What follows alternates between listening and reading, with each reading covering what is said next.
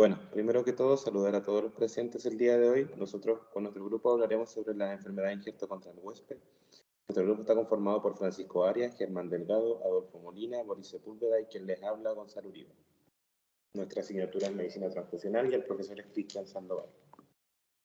A modo de introducción tenemos que la incompatibilidad en trasplantes es una afección que ha aumentado su incidencia con el pasar de los años, siendo causante de variados cuadros clínicos producidos por el sistema de defensa del huésped al cual se le va a realizar el injerto. La enfermedad de injerto contra el huésped es una afección que se presenta cuando el injerto ataca los tejidos sanos del huésped, por lo que los considera como extraños.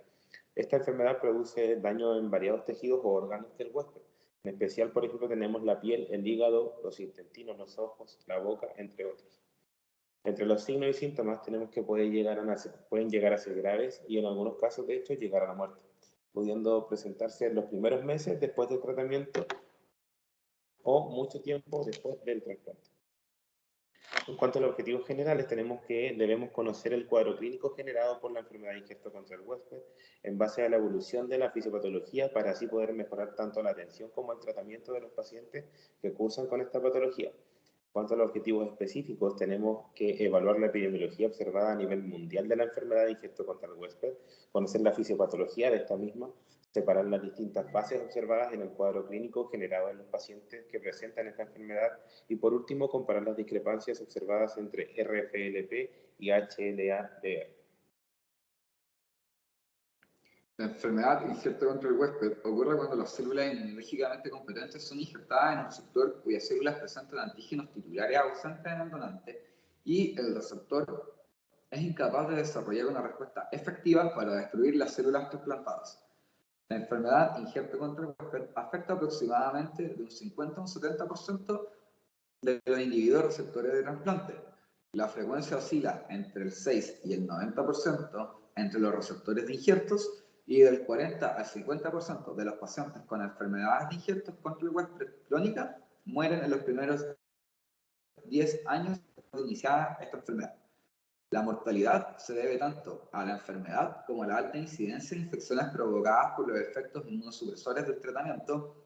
Y, por último, los pacientes con enfermedad de injerto contra el huésped crónica después de la forma aguda, aquellos con lesiones liquenoides y los que tienen importantes afecciones hepáticas presentan un peor pronóstico con un alto porcentaje de mortalidad, ya que esta llega aproximadamente a un 80%. Y en cuanto a otros factores de riesgo que puede presentar, es que los hombres presentan una mayor incompatibilidad de sexo, y esto puede hacer que aumente el riesgo. Además, aumenta la incidencia entre los 10 a 20 años. Los antígenos que provocan el rechazo de los tejidos genéticamente diferentes se denominan como antígenos de histocompatibilidad y están codificados por los genes de histocompatibilidad. Los haloantígenos que inducen la respuesta más enérgica son los que codifican los genes del CPH. Se trata de moléculas que presentan los antígenos a las células T de manera que estas puedan reconocerlos. En el caso de un tejido trasplantado y genéticamente diferente a los del receptor, surge una situación especial. Los péptidos presentados sobre la superficie de las células del injerto son diferentes, debido a que la forma y la carga del surco de las moléculas CTH también lo son. Pero esto provoca la expresión en los tejidos trasplantados de una gran cantidad de antígenos extraños que pueden ser reconocidos por las células T del receptor. Ahora, la enfermedad del injerto contra el huésped se produce cuando las células T del donante reconocen los antígenos expresados en las células presentadoras de antígenos del huésped e inician un ataque a las células epiteliales del huésped, dañando el tejido del huésped en una variedad de posibles localizaciones anatómicas, como por ejemplo puede ser la piel, la boca, los ojos, el tracto gastrointestinal o el hígado. Por ello, las anomalías en la piel, el tracto gastrointestinal o el hígado en el marco de un trasplante de órganos o incluso en algunos tipos de transfusiones sanguíneas pueden apuntar de que nuestro paciente esté cursando posiblemente por una enfermedad del injerto contra el huésped. Ahora, esta enfermedad, por un grupo de trabajo de los Institutos Nacionales de Salud, se reconoció en dos categorías principales, las cuales son la de fase aguda y la fase crónica. Centrémonos primero en la de fase aguda. Esta enfermedad en fase aguda se lleva a cabo en dos fases, la cual es la fase aferente durante la cual los tejidos del huésped activan los linfocitos T del donador, y después tenemos la fase eferente, que incluye la expresión de antígenos del CPH, la secreción de citocinas por parte de los linfocitos T activados y el reclutamiento de células efectoras que dan como resultado el ataque a órganos específicos del huésped. Centrándonos primero en la fase aferente de la fase aguda, vemos que esto también se puede subdividir en otros 3 pasos principales, la cual, como paso número 1, se tiene la presentación de los antígenos, el paso 2 es la activación de células T individuales, y el C es la proliferación y diferenciación de estas células T que ya están activadas. Los antígenos proteicos del huésped son degradados a pequeños fragmentos por las moléculas presentadoras de antígenos, el CPA, y estos péptidos antigénicos se unen a las moléculas HLA del CPH de clase 1 o 2 y son exhibidos en la superficie de la CPA como complejos HLA péptido. Estos complejos son reconocidos por las células T inmunocompetentes del huésped a través del RCT antígeno específico. Las células T CD4 positivo reconocen antígenos asociados a las moléculas del CPH clase 2, y las células CDH positivas reconocen a los antígenos en asociación con moléculas clase 1 del CPH. La presentación de antígenos da lugar al segundo paso, el paso 2, la activación de células T individuales. Esta activa la transcripción de genes para diversas citocinas, entre ellas, por ejemplo, la interleuquina 2 y sus receptores. La interleuquina 2 va a estimular la proliferación de células T, así como la expresión de sus receptores en diversas células efectoras. Y el tercer y último paso consiste en la expansión clonal y diferenciación de nuestras células T activadas. La composición aloantigénica del huésped determina qué subclases de células T van a proliferar y se van a diferenciar. Las diferencias antigénicas en las moléculas de clase 2 del CPH, está la HLA-DR, DP y DU, estimulan a las células CD4 positivas, mientras que las diferencias en las moléculas de clase 1, que es el HLA, A, B y C, van a estimular a las células CD8 positivo. De esta forma, tanto las células CD4 positivo, cooperadoras, inductoras, como las CD8 positivo, citotóxicas supresoras, pueden llevar a cabo la fase eferente de la enfermedad del injerto contra el huésped. La fase eferente de esta enfermedad en fase aguda es clara. Se piensa que la acción citolítica directa de las células T citotóxicas ocasionan daños tisulares directos en los órganos del huésped. Además, diversas citocinas, en particular el factor de necrosis tumoral alfa, juega un papel importante en esta enfermedad. La citocina es liderada por los linfocitos T y macrófagos y produce de forma directa o indirecta los fenómenos de citolisis. Eso por parte de la fase aguda. Ahora veamos la fase crónica. En la fase crónica, la enfermedad de injerto contra el huésped asemeja una enfermedad autoinmune y es específicamente similar a las enfermedades del tejido conectivo. Las células T en la fase crónica de esta enfermedad producen un patrón especial de citocina como la interleuquina 4 y el interferón gamma, que son capaces de estimular la producción de colágeno por parte de los fibroblastos. Es probable que las lesiones cutáneas que se presentan en la enfermedad durante esta fase crónica estén asociadas con la presencia de células T autorreactivas, ya que la presencia de estas células ayudan a explicar la fuerza de asociación que existe entre la enfermedad crónica y un timo dañado. Ahora, cómo diagnosticar esta enfermedad a través de diversas pruebas. Por ejemplo, tenemos de principio las pruebas de laboratorio, que es hacer un test de Coombs directo, el cual el resultado tiene que ser negativo. También el paciente no tiene que presentar una hemólisis visible y hay que tener una confirmación con la tipificación del HLA para demostrar disparidad entre los linfocitos del donante y los del receptor.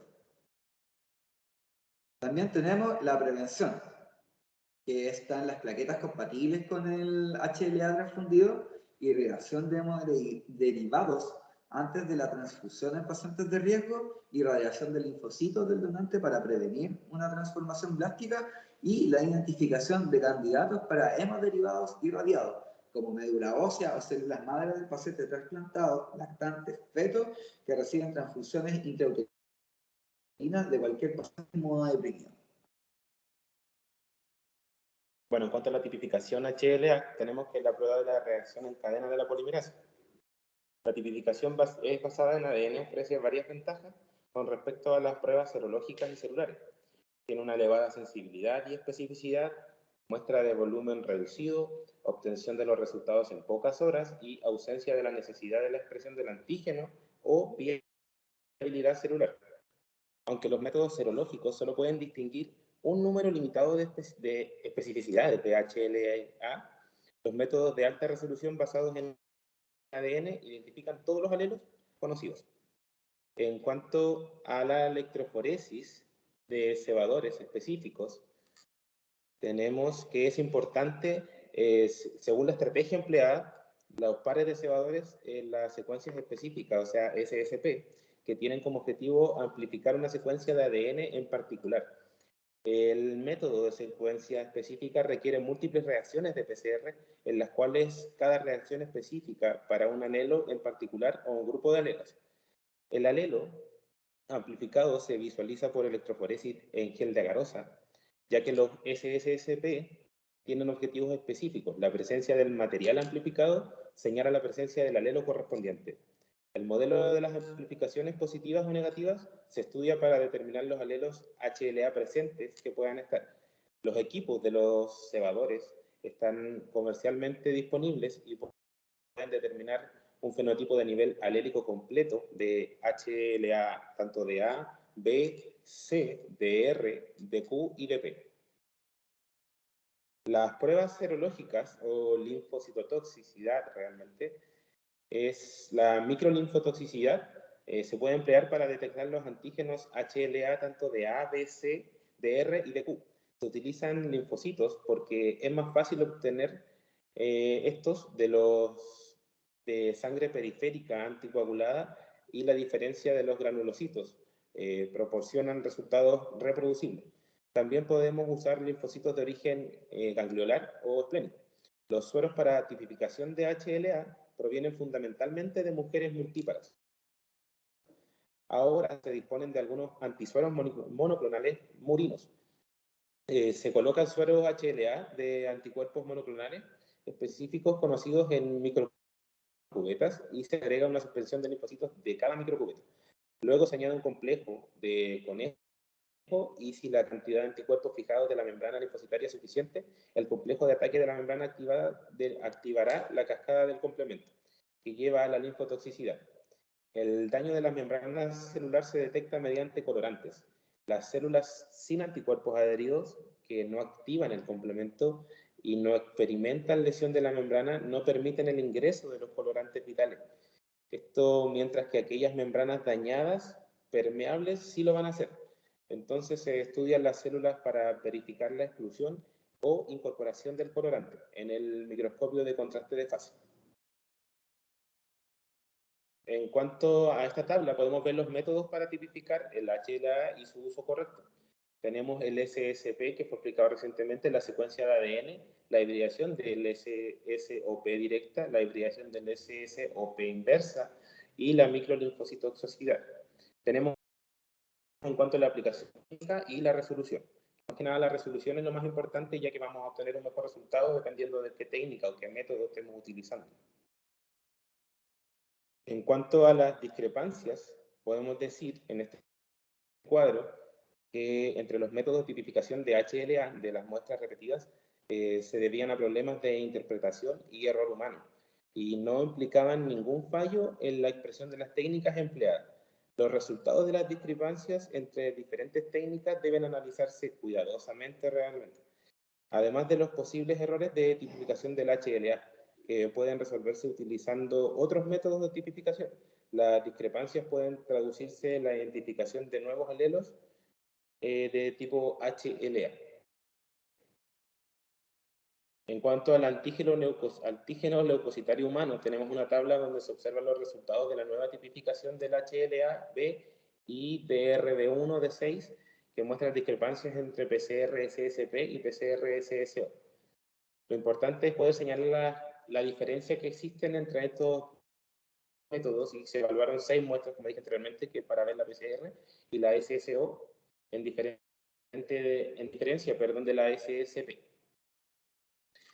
A modo de conclusión, podemos decir que todo tipo de trasplante de células hematopoyéticas conlleva un riesgo bastante elevado para así desarrollar una enfermedad injerto contra el huésped. Se debe también tener mucho cuidado y control al llevar a cabo este procedimiento, ya que la enfermedad injerto contra el huésped, como dije anteriormente, puede ser de carácter fatal.